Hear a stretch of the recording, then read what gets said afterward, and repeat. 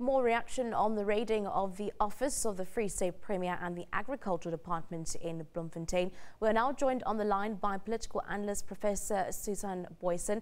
A very good morning to you, Professor. Essentially, what is your reaction to this?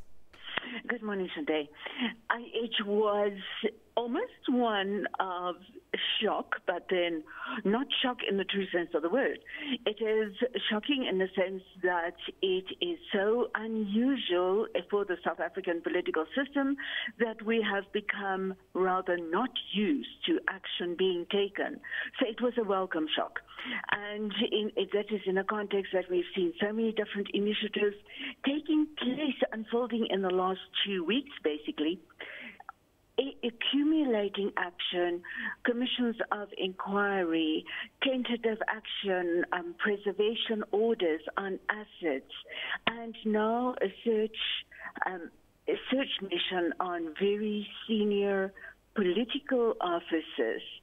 And what makes it much more even of a significant step, the raids on the Agriculture Department and the Premier's offices in the Free State, is that it goes right to the bone of the heart of Gupta's capture of state institutions, of prominent individuals in South African political system.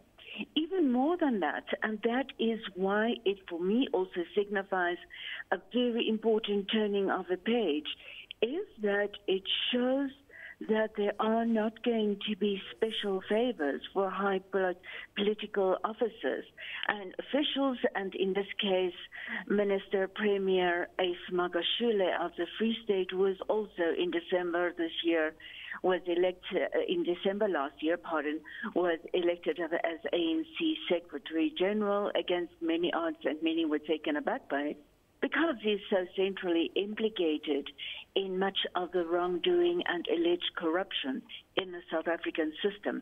So it is, I think this is a very significant day. It's a very important development, and it is in line with interview that Cyril Ramaphosa, ANC president, granted in Davos at the World Economic Forum. I believe it was with the BBC yesterday, in which he emphasized in relation to President Jacob Zuma that there will be action without fear or favor, and that the rule of law and due process will take its course. So these are early days. Search and seizure operations still need to deliver evidence, but with so much additional evidence already available and so much hanging out there and waiting for political action and judicial investigative action, this is a most significant step. Definitely. Let's actually discuss the implications that this is going to have within the ANC. We already know that the position of ANC SG was already contested from the point of the word go, and now with this coming to light, what sort of implications are we going to see going forward? Yes, I think the implications are really severe. The ANC would have to live by that dictum or variations of its own dictum, not really its own, but it really embraced it, of innocent until proven guilty. It would really need to follow through on that, but we can only hope that there will be expedition, a fast action, the action being expedited.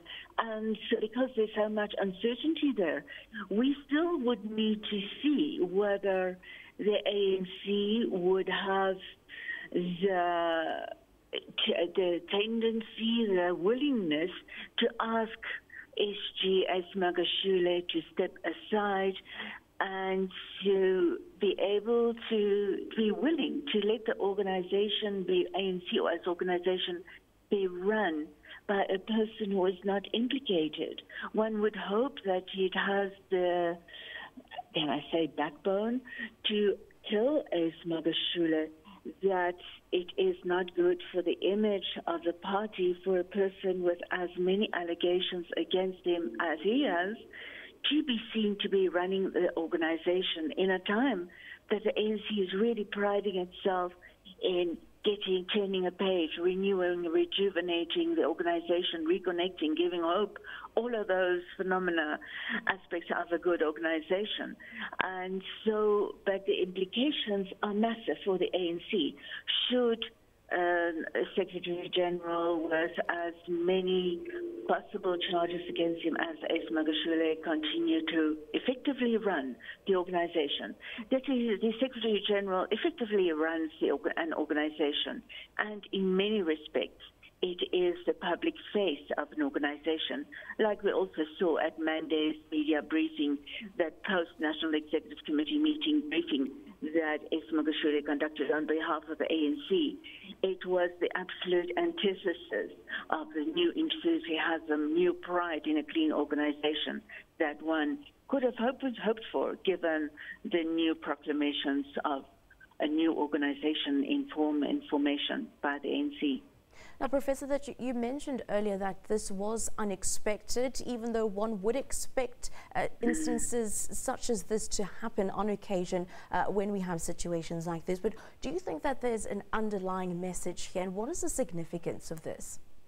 Yeah, I think there is an unambiguous underlying message, if this is not a contradiction in terms. But this unambiguous message is that the ANC is serious about doing things differently, and it's serious in its, can I call it, a pledge to citizens, voters, if not the world, that it will be turning a new page, and this will not be the old and corrupt ANC going forward. I mean, that is the only hope for continuous electoral viability that the ANC has.